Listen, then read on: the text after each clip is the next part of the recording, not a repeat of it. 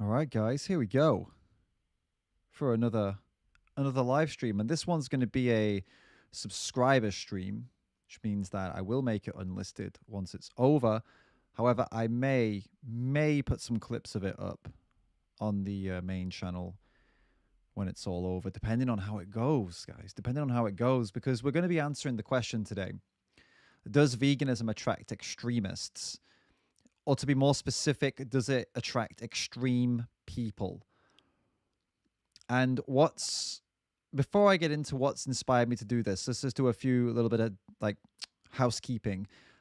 I don't think any of you should be getting timed out today by the chat. If you get timed out by the chat, then it's not me and it's not Annie, unless you're being an asshole, in which case it's Annie. But if you get timed out for no reason, it's not me and it's not Annie. I've been having a few problems with the YouTube, but I think it's dealt with now. I think it's all right now. So you should be able to type away and capital letters and all that good stuff. I don't think there'll be a problem in today's chat, live chat. So definitely do that. And guys, if you enjoyed the stream as we go through, if you're having a good time, or if you really, really want me to discuss one of your points, then there's a link in the pinned comment right at the top there. And you can go to Streamlabs and make a donation, and it'll put a notification up on the screen, and I'll see it, and I'll read out your comment. Or you can use the super chat as well, up to you, whichever one. Streamlabs is definitely better for me. It takes a smaller cut, but yeah, just off the bat, just so you know how we're going to do it today. So what's got me interested in this topic of, is veganism attracting extreme people, radical people, whatever you want to call them? We're going to get into that more, but it was actually a recent video by the king of the meat flakes himself, Isaac Butterfield, that got me thinking about this question a lot more. It's something I've been thinking about a lot, like in general. I've had a lot of conversations in private. But when this video came out, I just thought, you know what? It's time for me to talk about this publicly. Not completely publicly, because it's only going to be for you, the subscribers, and people who have the link. But yeah. Now, it was this video here that actually, that's not it. Hold up one second. It was this video here that got me thinking about it, right? Now, this video about a guy called Connor Murphy that Isaac Butterfield did a video on, right? And the title of this video, you can see there: this vegan bodybuilder eats and drinks his own waste. Now, I wasn't planning on watching that video. If you want to see what this guy is eating and drinking, put it in the comments right now saying, let's watch the video. Yeah, David, let's watch that video. Let's watch the bits of that he's eating and drinking. But it's pretty disgusting, guys. So that's totally your call. If enough of you want to see the disgusting video, like the sick shit, that's your call. I'm going to describe it, but I wasn't planning on showing you it. If you want to see it, say, David, we want to see it. Okay? If you don't want to see it, don't say anything. So basically, Connor Murphy is, if you don't know who this guy is, this Connor Murphy, this is him on the left in the picture with Isaac Butterfield. Connor he was very famous some years ago because he was going out and doing these pranks where he's a bodybuilder, right? Big guy. So he'd go out and he'd rip his shirt off in front of women, and it's just super cringe, all right? Super cringe. So, but that's how he got famous. And it's like, yeah, it's cringe, but it's funny. You just watch it, you're like, whatever, it's funny. All right, that's how he got really, really big. Since then, this Connor Murphy, the guy in the video, this top left one here. Since then, he's identifying as a vegan, apparently. Now, I can't confirm whether he is a vegan or not. I don't know if he's a vegan or not, but I'm telling you that he apparently considers himself a vegan. I don't know if he's vegan or not. Let's tell you what he's been doing. Connor Murphy has been drinking his own piss, eating his own and his friends' semen. Frozen. Oh, wait, are we back? Guys, did you say I was frozen up? Are we good? All right. Anyway, what was I saying? Okay. So let me go through that again. I don't know if I froze up for a second there. So basically, he has been he's been drinking his own piss, right? He's been eating his friends and his own semen, and guys, he's been eating his own shit for health reasons. That's not something Isaac Butterfield made up. It's not something I made up. Connor Murphy, in his own YouTube videos, has explicitly said these words. and he has videoed himself drinking spoonfuls of his own jizz, his own semen, right? And he had admitted he's eating small amounts of his own shit. Like, he admitted it, like, straight up from his own mouth, all right? He's also been taking hallucinogenic drugs, having public meltdowns on YouTube, complete breakdowns, all the while claiming this is all part of his journey and he's discovering himself and this is his spiritual journey. Now, you might be telling me, David, this is just, what is this? It's just a one-off. Like, obviously, vegans aren't like this, you know? This is not a vegan thing. This is just a one-off. This kind of thing doesn't happen very often. And, you know, is veganism really attracting these kinds of extreme people? When I talk about extreme people, I'm not talking about people, to be clear here, I'm not talking about people who are extremely against abuse. Like, we've been through this in other videos. Like, everyone in here is an extremist. We are all extremists when we come to animal abuse, child abuse. We're all extremists when it comes to rape, right? We all hold the extreme position that it is never justified. That's an extreme position. So being extremely against, being an extreme person is not always a bad thing. In those cases, it's a very good thing. Great. We're all extremely against abuse of others. This is brilliant. Okay. It's not what I'm talking about here. What I'm talking about is the type of extreme people like Connor who take their views to such an extreme place that they become irrational, unreasonable, and even sometimes start posing a danger to themselves and to others. The question I'm asking is veganism attracting those people? And I'd say yes, it is. Before we get into it, thank you, Slightly Crazy Vegan, for the donation. I've eaten semen, but not for health reasons, mostly because I couldn't find the tissue. That's going to be one of those streams, is it? All right, listen.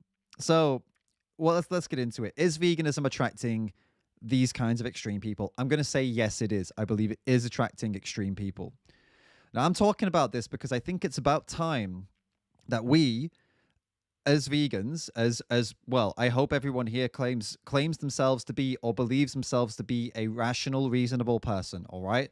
So as rational, reasonable people who happen to be vegan, it's high time we start to address these other people, and it's high time we start to look inside ourselves and make sure that we're not falling into any traps where we may end up being extreme people in a bad way. Not that any of you are going to go start eating your own shit. I hope not, but we'll get into what I mean now. Look, it's not just eating your own shit. It's not just that. There are other ways that we are being irrational and unreasonable, and there are ways that there are vegans who are being extreme in other ways, not in good ways, in bad ways. Now, you could argue that some of the people I'm talking about here, I'm going to talk about more, that they're not vegan. They never were vegan. They were always plant-based. Obviously, that is an argument. But let me just give you another example of what I'm talking about, all right? So the next person we're going to talk about here is actually Tim Sheaf. This is Tim Sheaf. For those of you that don't know who Tim Sheaf is, he was once a world-level parkour athlete. Like Conor Murphy, the guy we just talked about, Tim was, or still is, obsessed with fitness. You don't become a world-renowned athlete unless you are obsessed with fitness and training and diet. Like, it has to become an obsession. Otherwise, you will never compete on a world level. People in the Olympics, for example, it is an obsession. These are extreme people. But as we said, it's not necessarily always bad. There's nothing wrong with being extreme when it comes to extremely, fit for the Olympics. Some people take it too far and they end up, injecting things into them and making, messing their bodies up. Obviously, it can go too far, but simply trying to compete in the Olympics or trying to be the best in the world at something and being reasonable with that and doing it properly, it's extreme, but in a good way. For example, that's what Tim Sheaf was, all right? Tim went vegan and he started telling people about the benefits for health. Yeah, this is him competing in the Ninja Warrior competition. He did that as a vegan. He threw himself into the vegan world. He was, this is him, look at this, like, this is extremely impressive what he could do, what he probably still can do. That's a very difficult move to do.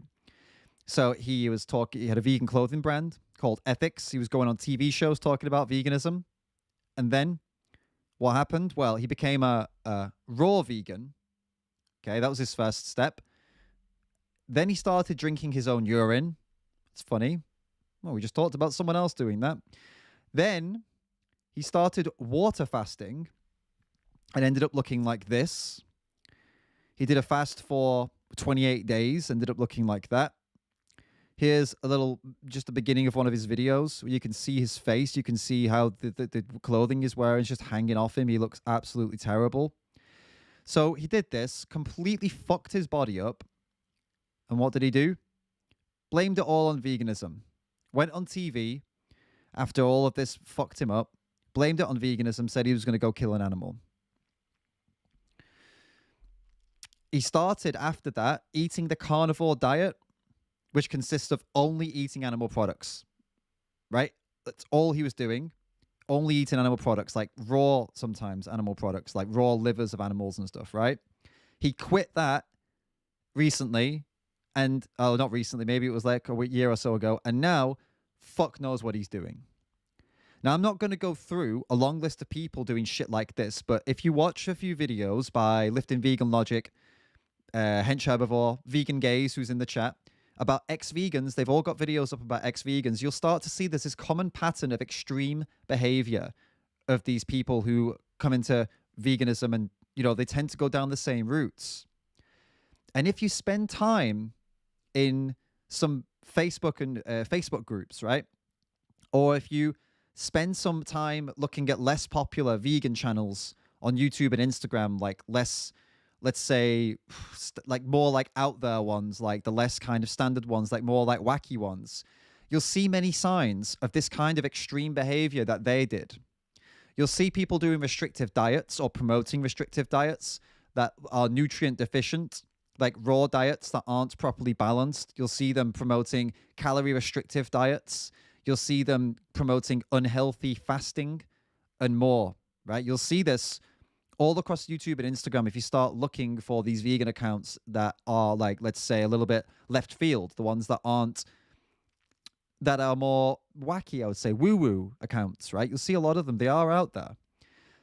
So it's not only these types of harmful acts that I'm talking about, like eating your own shit. It can actually be harmful acts like fasting unhealthily or eating only fucking bananas for every meal and not properly supplementing. And there's many harmful acts that people are doing, all the way from Tim Sheaf and Conor Murphy all the way down to people who are still identifying as vegan but promoting this kind of nonsense and woo-woo bullshit that harms people. So it's not only harmful acts that I'm talking about when I say extreme people, or you could say radical people. You also sometimes, I'm seeing some nonsensical and irrational rhetoric coming from people that has made me start to ask the question, like, what the fuck must be going on in these people's minds? So it's not only the actions, sometimes it's the things that people are saying as well. And the next post I'm going to show you here, this question, this screenshot was taken from a group on Facebook, a vegan group. It was not a joke. It was not sarcastic. It was a legitimate question. I'm going to show you now. Speciesism also affects tree species when we call them lumber or wood instead of trees. They're living organisms too. Calling them lumber or wood helps justify deforestation, clear cutting because they are just wood and lumber. Like, somebody posted this, a vegan posted this dead seriously, claiming that it's speciesist to call trees lumber or wood. Now, this is the kind of level of rhetoric that you can get to if you start to, I guess, subscribe to more and more radical and extreme ideas within veganism. And what I'm trying to get through here is that we need to start to be aware of this and note it in ourselves as well. If we find ourselves going down these routes, which end up in just madness and irrationality, as I said, being irrational and unreasonable, coming up with claims or statements that are just nonsensical. Another example of this would be a rhetoric I'm seeing more and more. Now, this rhetoric with the speciesism for the trees, 99% of people were like, that's fucking stupid, right? No. But this next one I'm going to talk to you about is actually, I don't have a screenshot, but it's something that's been going around for a while now, but it's actually becoming very accepted in vegan groups and vegan circles. And on the surface, I understand why, but when we dig deeper, you can see that why it doesn't make any sense. So this next example I'm going to give you is the idea that's been going around that animals are fighting their own fight to end their own oppression, right? They're trying to escape human oppression themselves. And the humans that are trying to help are only the allies of these animals who are already fighting. When this is used as like a metaphor, I think it's quite a nice way to explain it, as a metaphor. Like if you were to say like, yeah, we're fighting together. It's, wow, great. The human fist and the paw. And like, it's, yeah, I get it as a metaphor. I get it. But that's not how these people are posing it. They're not posing it as a metaphor. They're posing it literally. They are preaching it as the way it is and the way it should be. And they also preach that any activist who positions themselves as someone speaking on behalf of the animals is wrong. And that is bad for the animals if you do that. Like if you say, I am defending the animals, I am their voice, because they don't have a political voice, I am the voice, they're saying this is bad. And this idea is becoming more and more accepted. Now, just to really nail down why this is a ridiculous idea before we move on, animals are as vulnerable to humans as children are to adults, right? As in abusers. So animals are as vulnerable to human abusers as children are to adult abusers. Those who fight against child abuse are not allies of the children. They are protectors, defenders. Just like those who fight on behalf of the animals are the defenders and protectors of the animals, because they are just as vulnerable. To suggest that an anti-child abuse activist is an ally of the children because the children are fighting their own fight is ridiculous. And to put it in a really, really fucking clear way, if there was a fight, a literal battle between the humans who want to defend the animals and the humans who want to abuse them, imagine we're on the front lines, like something out of a Marvel movie, right? And we had the animals there, like, okay, do you think for a second that they're going to stand beside you and fight for their freedom? No, they're not going to know what the fuck is going on because they don't understand their oppression. They don't understand who their abusers are. They can't conceive, that idea doesn't work for them. They don't have the awareness that we have of the situation. They would most likely run away, or they'd attack you if they were going to attack anyone. They don't understand. They're vulnerable, and their cognition is limited, just like human children. It's why they require us to defend them against the more intelligent and abusive, abusers, just like the children do. So why do I bring this to your attention? These examples of Conor Murphy, Tim Sheaf, and then these two examples of vegans who are saying these things that are irrational, unreasonable, nonsensical, is because I believe this is a growing issue within vegan communities around the world and vegan circles. And ultimately, this is holding us back massively, as our reputation is just going to be constantly tarnished, right? This is an issue that comes about when, I believe it comes, right, when people become vegan and they start seeing it as a way to distinguish themselves from everyone else, because it makes them feel special. And that's not to say they didn't go vegan for the right reasons. People go vegan because, for the animals. I'm vegan for the animals. They do it. But they also get the sense of, now I'm special and I'm distinct from everybody else, and it feels good. Right? We all know that feels good. Let's not deny it. We like that feeling of being different, special. We like it, right? Now, when that special feeling runs out, some people will just say, all right, that's cool. I felt special for a while. Now I'm just happy to, do my shit. But some people don't. Some people seek that next special feeling, right? So they go for raw veganism. They start fasting and talking about it. They drink their own piss. They eat their own shit. They drink the semen. They preach radical, nonsensical rhetorics that are seemingly, it's radical. It's so interesting and it's so new. And it's like, yeah, this is the next stage of activism. This is the next thing. they get it into their heads that this is how they can stand out. And they convince themselves this is how to make change, or this is how to get better health, or this is how to, you know what I mean? And then when that's no longer enough, some of them will continue progressing through different radical rhetorics. They'll maybe start attacking other vegans that don't agree with their new radical rhetoric. This really helps separate them out from, everybody else. It really helps to make them feel really special. And this is how I believe we've ended up with these intersectional ideologues, not intersectionals in general, ideologues, the ones who come out and attack, the ones who can't have a rational conversation, the ones who make a point of publicly attacking other vegans and activists and calling them names publicly to gain satisfaction, power, to make themselves look special. And I've discussed these people in many videos. I think this is one of the key elements that leads them to doing this and acting in this way. Or what can also happen is, as we see with many of these ex-vegans, they end up moving on to starting abusing animals again because it gives them this huge boost in attention and they feel extra special with this new following of people that love them because they're an ex-vegan, and it's all special and new and exciting again. And they completely throw the animals under the bus in favor of separating themselves from everyone else. Now, have I ever seen this in myself? Have I ever seen myself going to more like this radical place where I'm just losing it and becoming more and more like that? Yes, this is another reason I'm making this video, because I have been down this road, and I'm going to tell you what happened to me.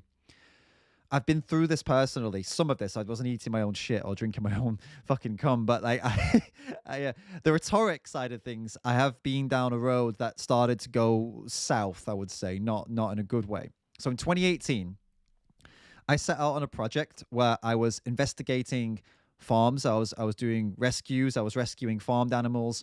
I was seeing a lot of death and suffering, and it was the first time I'd ever been exposed to it. So I was in a very strange place mentally. It was very fucked up. I was fucked up, basically. It wasn't good, all right? Wasn't good. But I was doing good work. Investigations, it was great to get that footage, rescuing those animals. It was great to rescue those animals, all right? No regrets. However, because of the state that I was in, of this, anguish, trauma, whatever you want to call it, being exposed to all of this and being angry about it, I found myself going further and further into more and more radical rhetoric, and a lot of it wasn't actually making sense, but the people around me were also doing the same. And it's not like they were bad people.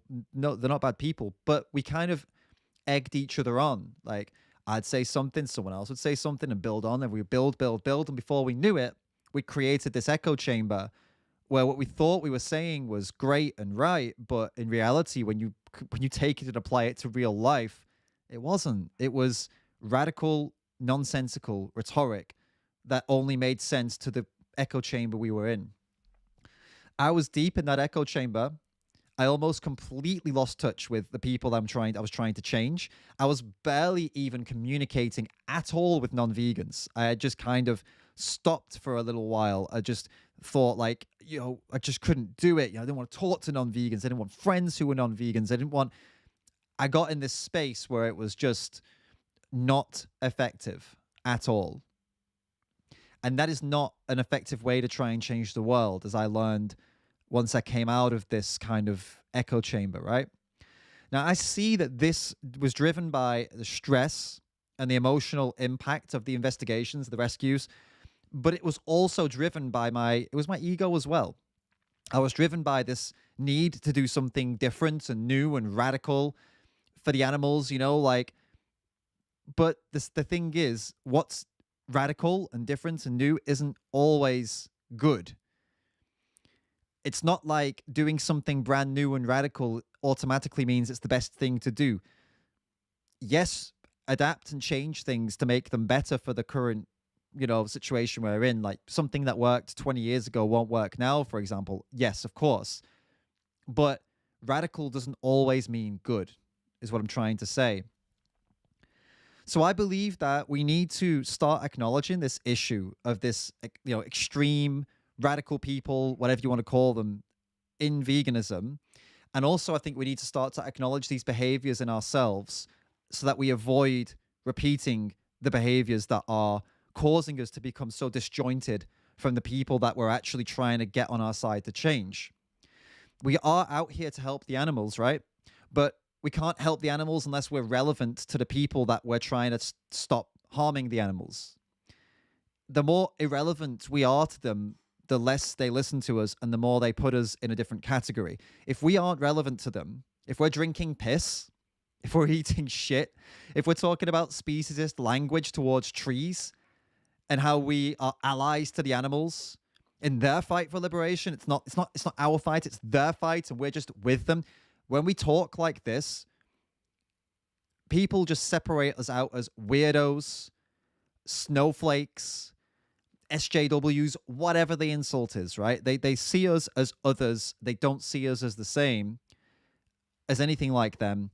And honestly, they're right to separate us out when we're doing shit like that, because we're not being rational. We're being a bit, and to separate us out makes sense, to be honest with you, when we're doing that. So this is not to be confused, by the way. When people call you those names, snowflake, SJW, blah, blah, blah, because you say that animals don't deserve to have their throat slit, or because you compare what's happening to animals, you say it is a Holocaust, or you say it is rape, what happens to cows, or you say the animals are enslaved.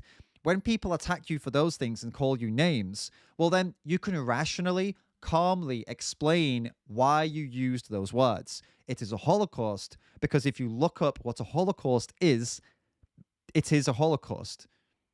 And there have been many human holocausts throughout history. Nobody owns the word. In this case, it is also the animals that are experiencing a Holocaust. You can explain it logically. Why is it rape what's done to cows? Because a farmer ties her up, shoves his arms inside her against her will. You can logically explain these things. These are not crazy, irrational, unreasonable ideas, all right? But if you're going to try and argue that it's speciesist to call trees wood, you're not going to win that battle. If you're arguing that the animals are fighting their own battle and you're an ally, you're not going to win that battle. What froze up, guys? Are we back now? I see you were saying it froze. I'll repeat that again, I guess, in case it did freeze up and fucked up.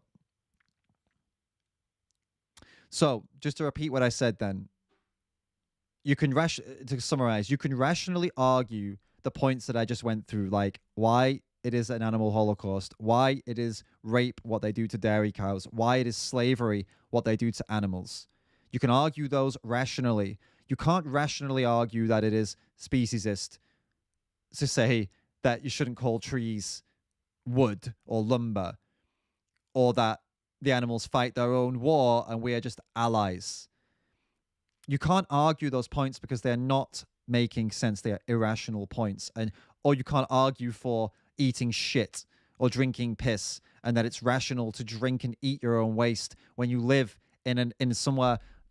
You could argue that if you were doing it for survival, you could probably argue it then, but you can't argue it other than that, really, can you? And even if for survival, I don't know how much longer it would give you in the survival situation anyway.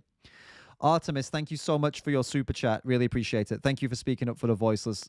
Thank you also for doing that, and everybody in the chat as well. So what I'm not saying here, guys, I'm not saying we need to try to be liked. I'm not saying we need to try to make people like, oh, love me, oh, pick me. No, don't. We're not saying be a pick me fucking vegan. We're just saying make fucking sense. All right? We're saying try not to get caught up in irrational nonsense like the things we've discussed here, because it is becoming a bit of an epidemic within veganism. I don't want to say the vegan movement because it's not. It's just vegans around the world. I see many people getting caught up in it. I've been caught up in it, and I hope that now you are more aware of it too, that you won't get caught up in it. And if you see someone getting caught up in it, they come out with some rhetoric that you're kind of like, ish. I hope you would tell them like, hey, look, this sounds like this is going a bit too far. It sounds like maybe this isn't productive. This isn't so good.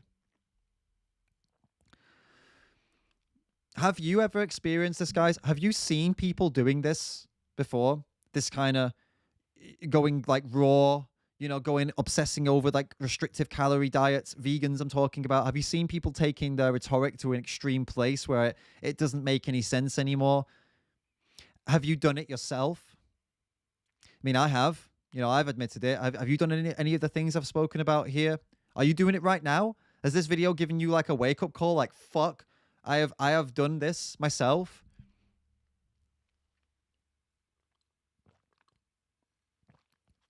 Yeah, you've seen Ravana. I don't know much about Ravana, to be honest with you, but I have seen some people say things that she's done, some bad things like that as well.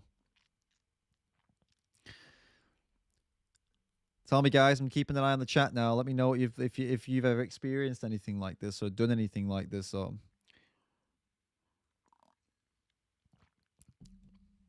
I'm not talking about eating poop. I'm talking about the rhetoric side of things too. Not just eating poop and drinking fucking piss. I'm talking about the preaching rhetoric, like rhetoric that it doesn't make any sense, like calling trees wood is speciesist, or fucking the whole animal ally thing, or has anyone yet gotten but yeast though? What have I, Lil Vane, what have I done or thought? For example, I've not eaten poop. Guys, you've been listening? You've been listening the whole time? Did you just switch off when I started talking, rambling? Do you need fucking photos and videos to stay connected to this? Come on, guys. All right. The things that I did. I started entertaining, like, rhetorics like, kind of like, I kind of started to entertain this rhetoric of like, oh, maybe we are allies to the animals, so we shouldn't call animals voiceless because they have a voice, when in reality, no, they don't have a voice. They don't have any voice that matters in a political way. Tyke269, thank you so much for the donation. Really appreciate it. Things like that. You start to, there's other examples, but I guess basically you start to listen more and more to the people that are around you who are coming up with more and more extreme or radical rhetoric related to veganism, that on the surface you look at it and you think, I'm not sure, but then because your echo chamber is so sure of it, you start to believe it. But then I think actually a good way to test this out, right, is could you explain this rationally to someone who is not a vegan without them looking at you like you're fucking mental, like you are losing your mind, right?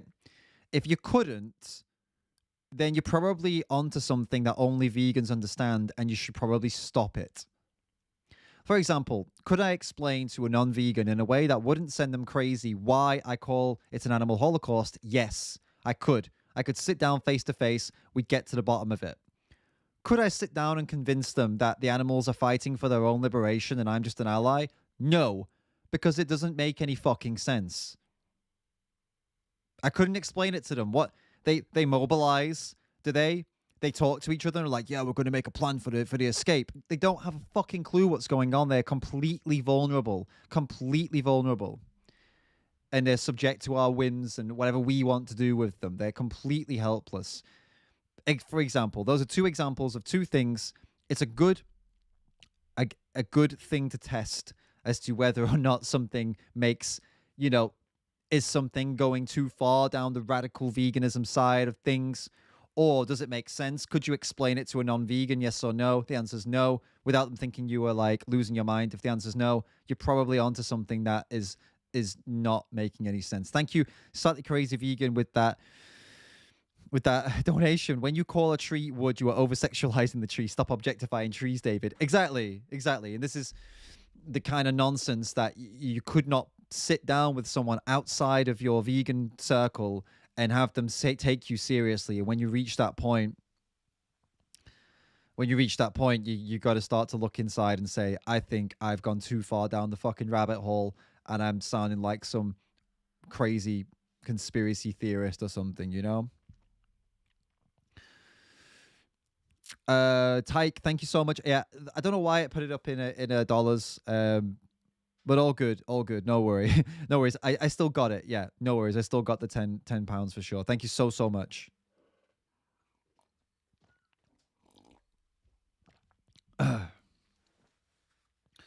Stephen Ross talking about Conor Murphy here. That dude isn't vegan for the animals. He turned nutty, got weirder, started using PEDs, became unhealthy, started eating other men's ejaculate. If he's vegan, it's irrelevant. Yeah, it's not irrelevant. It's relevant because I'm telling you that veganism can and does attract people who are inclined to do these kinds of extreme things. And they come to veganism or the plant based diet as part of their journey into more and more extreme things. And I think it attracts those people. And also, I think it can create those people, which is why I've spoken about this today. You can come into it being a vegan. Sometimes it's the first thing that someone's done that's ever been outside of the norm. And some people like the feeling of it being outside of the norm. And then they start to chase that feeling. And this is where it starts to go crazy.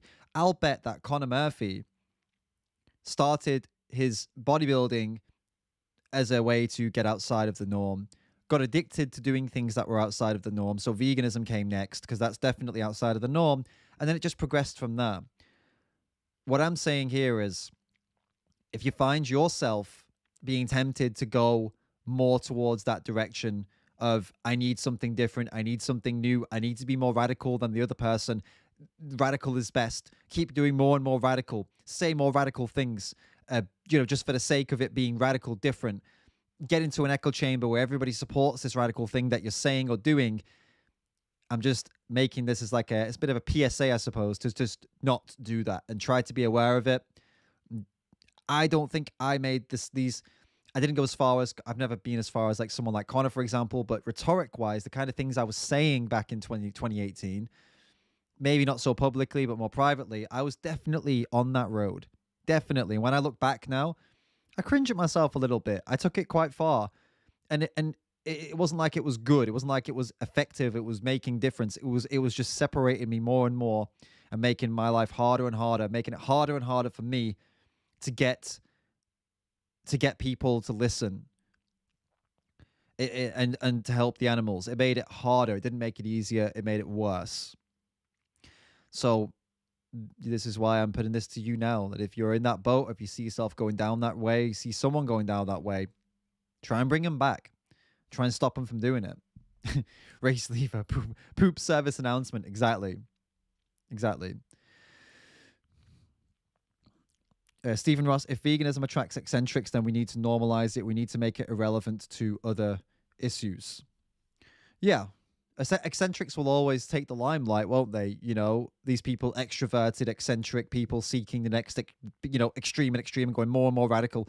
They always get the limelight, and that is a problem. Of course, people like Conor Murphy or Tim Sheaf drinking their own piss and stuff like that, it's always going to take the news headlines because it's extreme. That's what we're talking about here. I think that, yes, we can acknowledge that. And obviously, I think most people would look at that and be like, that's fucking crazy. But what's lesser spoken about is the more extreme or radical ideas and rhetorics that go around in our communities that make us seem like we are losing our minds.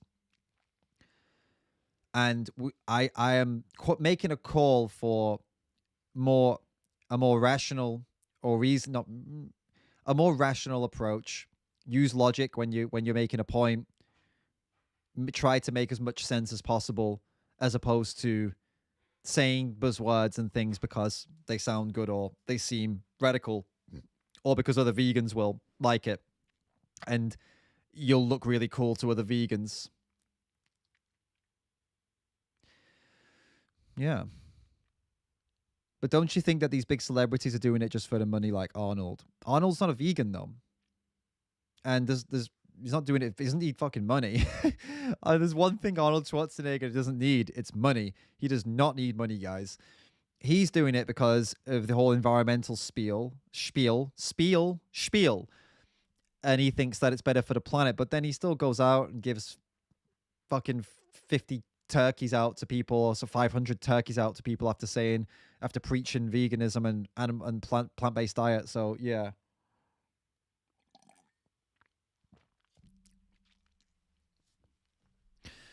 Shepstar says, I think the allies thing is also referring to Melanie Joy's idea that vegans need non-vegan allies. So people say, but vegans aren't the victims, it's the animals who need allies. Yeah, it is linked with that. And I disagree with Melanie Joy on that point, and I disagree with this extension of that point. It's not about allyship.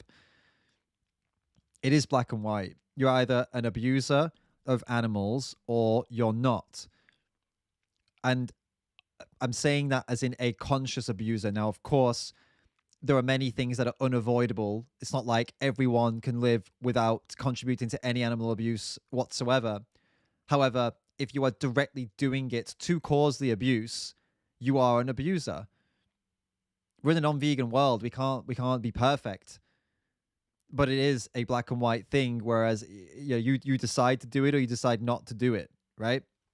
So no, I don't believe in the allyship in that sense, and I don't believe in the allyship in this sense. And I think we sound like we are losing our fucking minds when we start telling people, no, hey, you don't stop. When you stopped that man from kicking that dog, you weren't saving that dog. You were that dog's ally. That dog was trying to save themselves. It's like, it sounds fucking, it sounds, I'm going to use one of these words. I've overused them. It sounds nonsensical. It sounds like something that someone who is losing their mind would say. Someone who has gone too far down the rabbit hole to the point where they no longer even make sense to the rest of the world.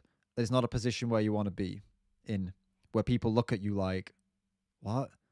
Doesn't make any sense. Hey, that child there is being attacked by an adult. I will save them. No, you're not saving them. You're the ally in their fight to save themselves. No, you're not. You're absolutely not. You are saving them. Stephen Ross, I literally tell people who are thinking about veganism to stay away from raw diets because they'll stop being vegan. Fuck yeah, exactly. It's the raw veganism path leads to water fasting, leads to piss drinking, leads to ex-vegans who blame it all on veganism after they fucked up their guts with all of this nonsense. Definitely agree. And that's not every time. All right, guys, don't hold me to this. It's like, oh, you're saying this happens to every single person? No, of course not. There are some people out there eating raw vegan food who do it in a well-balanced way, and they get all the nutrients, and they're paying attention to that, and they're very healthy. But there are many who don't. Slightly Crazy Vegan, thank you for the donation. I'm going to be doing a 30-day oxygen fast. If you don't hear from me, assume I've reached enlightenment and start doing it too. Nice. Love it. 30-day oxygen fast. Why don't you do this guy did it? What was this guy? Some Buddhist somewhere. Did you hear about this guy? He fasted. He claimed that he doesn't eat. He claimed that he only survives from a very small amount of water in the sun. So they sent in a film crew to follow him around. And then they were like, there was certain parts of the day where he needs to do his solo meditation, so you can't follow him in there with the camera. And it's like, fuck off. He's clearly getting some like energy drink or something in there, obviously. And this happened for like, I don't know, like 1 hour every day. Like he had to be alone to balance his chakras or whatever it was. Oh my goodness. That actually brings me on to another point. I forgot to mention something about another example of the kind of people we're talking about here and the kind of where this logic can lead. There's some stories from like Buddha of when people took his logic of non-harm, like his rhetoric of non-harm, to an extreme, irrational, unreasonable level.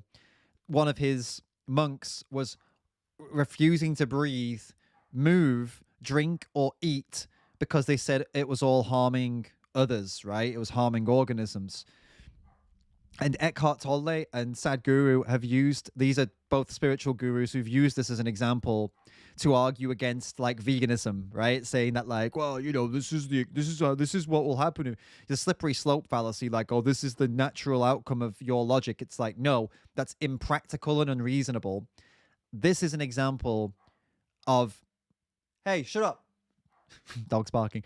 This is an example of how an extreme or radical vegan with this idea of not harming, this is another example of how far it could go. I've never met a vegan who said that. I hold my breath, you know, or I don't eat or drink because it harms others. But again, this is an example of what an extreme thing would look like. You know, example from Buddha's time anyway. Yes, stupid vegan, refusing to breathe, apparently. The guy tried holding his breath. Fresh Kaboom. David, do you think people who try to make veganism a spiritual movement, for instance, for legal protection, has the right idea or not? No, definitely not. I think it needs to be protected as a, it should be a protected belief, as in it shouldn't be that you're allowed to discriminate because someone is vegan. It should be protected in that sense, absolutely, because I think people deserve to be able to not be discriminated against for identifying as a vegan. It's not fair. It's not just the same way as it's not fair to discriminate someone based on something else they choose. I don't know. They choose, you know, religion is not something you're allowed to discriminate on, and people choose their religion. So if you choose to live a certain way, that like veganism, for example, or if you choose to live in a certain way that is, I don't know, I don't think it should be legal to discriminate on people for things, for something like that. Definitely not.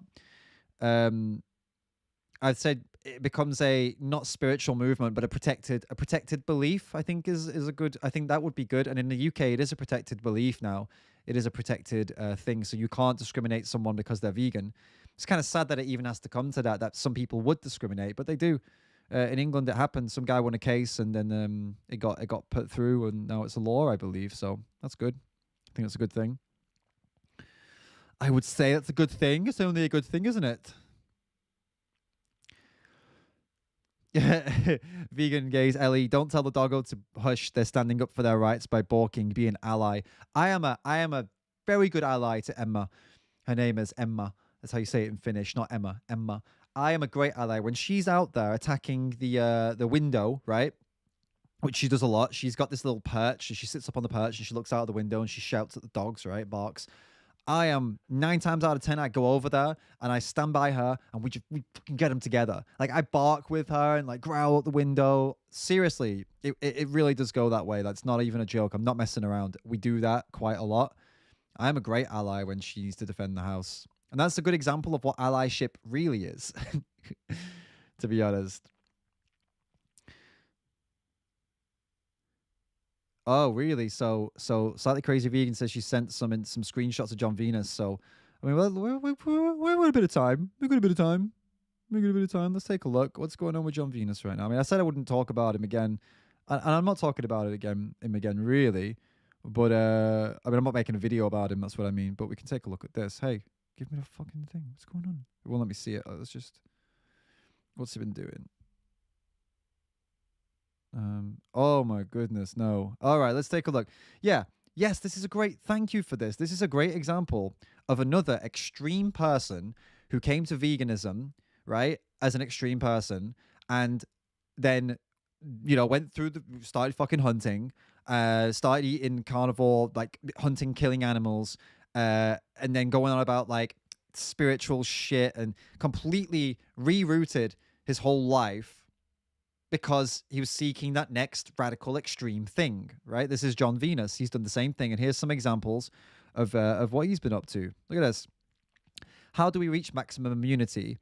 There are many tactics we can try, but the main idea, I believe, will dictate your health and immunity is your state of being. Your mind and spirit can contribute hugely to bring us the worst diseases, and on the other side, fully heal us in miraculous ways from seemingly hopeless terminal illness. This is not pseudoscience. It is a well-known fact, for example, how stress is one of the leading causes for all of our main killers. More hard science is coming out on this constantly. If we can truly bring our state out of fear, shame, anger, guilt, and pride into a maintained state of neutrality, love, compassion, and peace, we will experience health like never before. It is pseudoscience, guys. I wish this were true. and there's definitely some evidence that, like, obviously you're less stressed, then your blood pressure is lower and stuff like that. Yes, there's science behind that, but there's no fucking science that tells you that of what he's saying here. It is pseudoscience. It's a beautiful concept, but it is pseudoscience. And then what's this? So are you a vaccine denier? Not at all. I am pro good, objective science and truly believe these vaccines will be proven to be extremely ineffective at preventing spread or reducing mortality. Time will reveal the truth. If it is allowed to surface, do not take my word for it. Yeah, I don't know. Like, I'm not gonna comment on the V word because I'm not getting into that. It's too much of that is too much of a divisive topic to be discussing here. But we'll focus on the other bit of pseudoscience that he went into. And yet, he's gone from extreme to extreme to extreme, and now he's gone in this extreme spiritual path where everything is about spirituality now. And when he was talking about eating animals, he was talking about the whole respecting the animal and all this crap like these spiritual people do. It's one extreme to another. And my point, again, for this whole live stream was that, does veganism attract this type of person? And the answer is yes, it does attract this type of person. And I think it also creates this type of person for the reasons I've already been through, that you get a taste of what it feels like to be different and special. Some people feel this sense of like, I am better now, I am elevated, I have enlightened, I am now more, you are under me, peasants. Some people do get that feeling. I'm not saying you do, I'm just saying some people do, subconsciously, maybe not consciously, subconsciously. And then they get hooked and they go seeking the next thing, and it goes further and further and further, and then there you go. Oh, D. Spencer Carr. Wow, the science it took me to donate left my hands off slow this morning. Thank you so much. I'll put it up there so it's up there. Thank you so much for another donation. I really appreciate it. So guys, I hope you enjoyed this. I hope it was eye-opening. It is going to be unlisted simply because I don't want my channel to become one of these places where it just seems like I'm just like putting out internal things to the external, right? This is an internal conversation that ideally only vegans should see. I don't want some non-vegan coming across this and being like, what the fuck? So I will think about taking some clips out of it and maybe making a short version of it that's a bit more focused, I'll think about it. But I think I'm going to keep it unlisted. And also, I want my main channel to be mainly focused on good, high quality, snappy, impressive videos, right? So that someone who joins onto it as a non-vegan, they're like, oh, cool, like this is a fucking cool video, this is a cool channel, rather than, oh, here's a random live stream that he did that was just for vegans. Like, it's just for you guys, it's just for the subs. But the link, guys, take the link now. If you want to share this with people, take the link right now. It will be unlisted. I will post it up on it's already on the community tab. It's already there. Guys, join the Discord. Join the Discord if you want to, keep up with all these videos. The Discord link is in the description. And I'm gonna plug it one more time. I'm gonna plug two things for you guys. Hey, Gawain, you don't go, man. We're not finished yet. Two things I want to plug for you guys. Two things I want to talk to you about. One thing is, look, guys, these t-shirts, these t-shirts are cool, all right? Anti-Meat Flake Social Club. And some of you have bought them, and that's fucking awesome. But come on, guys. Pick one up on the website. Link's in the pinned comment. I want to create a movement out of this. I've put it in my bio on my Instagram, Anti-Meat Flake Social Club. I'm going to put it in my bio here on YouTube. We're gonna make a movement out of this. I've decided. I'm gonna do it. It's obviously it's sarcastic. It's not like a real fucking movement, like vegan movement or something. But I think it can be a lot of fun. I think we could build like a bit of like an international thing of this, right? So let's do it. Let's be anti-meat flakes, right? Let's go out there proud, Anti-Meat Flake Social Club. And one more thing, remember this, guys. If you want to help animals and you don't want to spend any, well, no, you don't want to. If you want to help animals without any additional cost to yourself, in the pinned comment and in the description, there is an app you can download called A Billion. Every single meal you eat, every single vegan product you buy, every single vegan food you eat in a restaurant, take a picture of it, review it in that app, and you can send $1 to any animal charity in the app that you want. Sanctuaries, hunt sabs, outreach organizations, other charities, all of it, and all you got to do is just take a picture of the food that you've already eaten or are eating and review the food in the app, and you can raise money every one of those reviews for $1 to charity. How cool is that? Every review, you get to donate $1. I mean, the app gives you $1. Okay? Am I being clear? Excuse me. Am I clear here? The app will give you $1 for every review you make, and you donate that dollar to charity, an animal charity. And if you enter my referral code, David Rams, in the settings of the app, it will donate $1 to every time you do a review. You'll get to donate $1, and 25 cents comes to me.